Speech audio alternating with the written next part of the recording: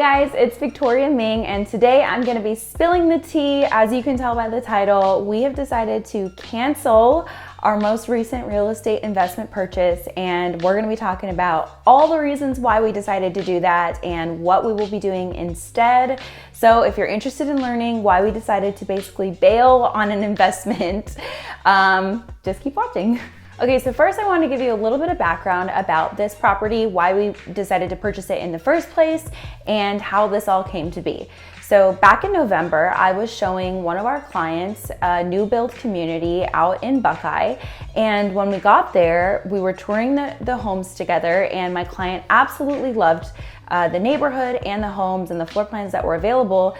And I did too. I actually was sitting there thinking to myself, this is a great investment. Buckeye is a fast growing community, and the homes that they had available were in the low threes.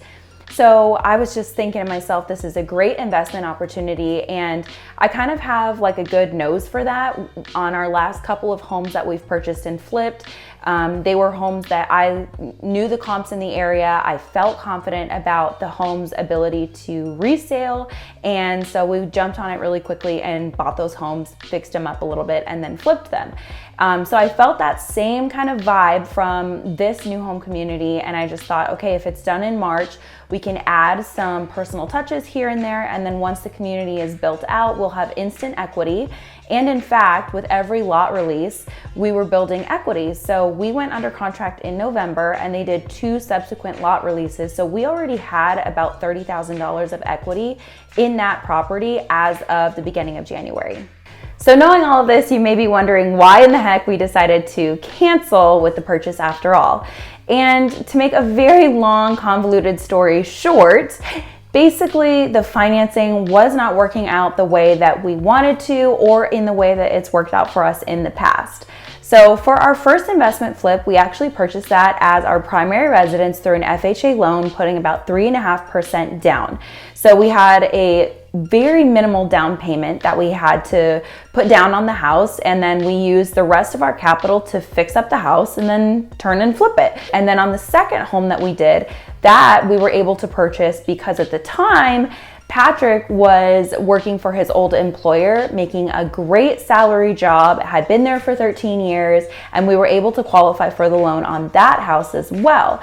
We did have to purchase that as a second home / investment property, so we had to put 20% down, but at that point we had the funds to be able to do that, and we knew we were going to be on a quick timeline. So even though the amount that we had to put down was significantly higher, we knew that as long as we flipped the house within the year, we were still going to be okay and be able to make enough money back for it to make sense.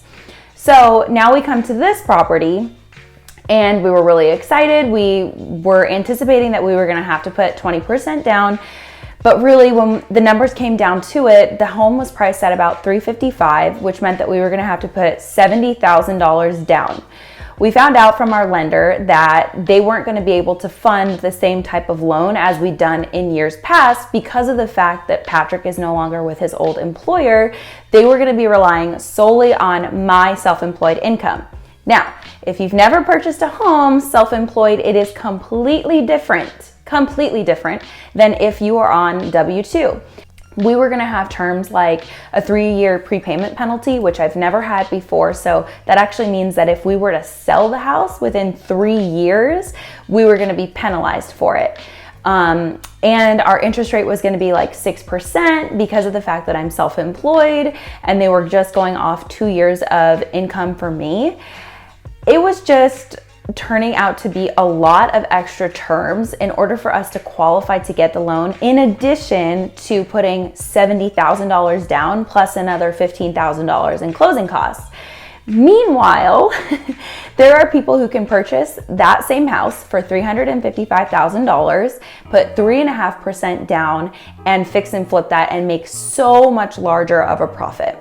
So as this was all happening, Patrick and I were praying about it, talking about it, and trying to figure out if this was still the right move for us, because we technically still could have made this happen. We just would have had a higher interest rate. We wouldn't have been able to sell for 3 years. So we wouldn't have been able to fix and flip it. It would have just been like a long-term investment with tenants, which we were okay with.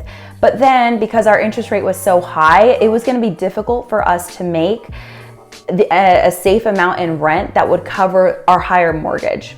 Because now our mortgage was going to be like in the 2000s, which to me is absolutely crazy. Our mortgage here at our house right now, which is like 2,500 square feet, was going to be the same as this tiny house in Buckeye with a $355 purchase price. As time went on, I was talking to Patrick and I was just like, you know what? I feel like we're trying to force a square into a circle. Like, we're trying to make it work. We're working out the numbers. Our credit score is good. We have the funds to do it, but like, are we forcing something that maybe just wasn't meant to be? The terms were changing and the financing was going to change, and we were going to have basically over $100,000 wrapped up into this property that we weren't going to be able to sell for at least 3 years. I just started to get these weird gut feelings like maybe this wasn't the right move for us. So around this same time that we were kind of deciding whether we wanted to proceed with the investment property or not, a new opportunity was presented to us, and I'm gonna get into that now. All right, so this is where we get into things definitely changing. As I was mentioning, we were talking a lot about it. We kind of confided in our family to see what they would suggest as options for us, because my parents are experienced investors and so are my in-laws. And so we were going back and forth talking to family, and all of a sudden my brother presented an opportunity to us. He was like, hey, you guys, I actually have this really cool business idea that I've been thinking about, and I just wanted to see if it was something that you guys were interested in. And it's going to require the purchase of land and a build out. And basically we decided to go in with my brother on a new business venture, and our portion of contributing to his business is that we're going to be purchasing the land, and then he is going to be developing the land into a commercial building. And I can't say too much about what exactly the plan is. This has been a completely new journey. It's actually our first land transaction that we've ever done, and it's nice because we're actually using ourselves as the clients, so that when clients come to us and they want to purchase land, we now have the experience, having gone through it ourselves as the buyers, to be able to speak and be educated on the whole topic of purchasing land. So we've already gone and had a survey on the land. We had Blue State come out and mark all the utilities.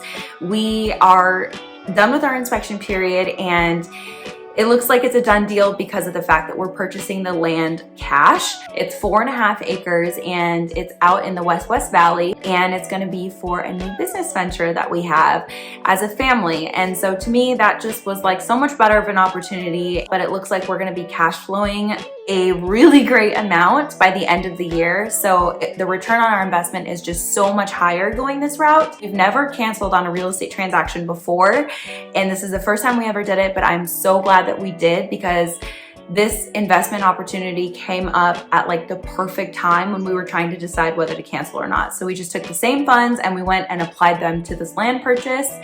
And so you'll get to see kind of more of the behind the scenes of as we start to build out this business, and I'll share more when I can, but basically that's what happened. Moral of the story is, you guys, that when you are purchasing a home and you're self-employed, it is so much harder, and banks look at you like just so different than when you're on a salary.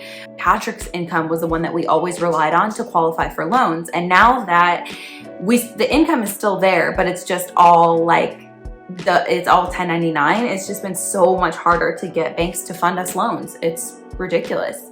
But anyway, that's what we've done. We've decided to just use cash and pay for things in cash and Dave Ramsey it. So it is what it is. But anyway, thank you guys so much for watching, and we can't wait to keep you in tune with what is going on. We love real estate. We love you guys, and we'll talk to you later. Bye.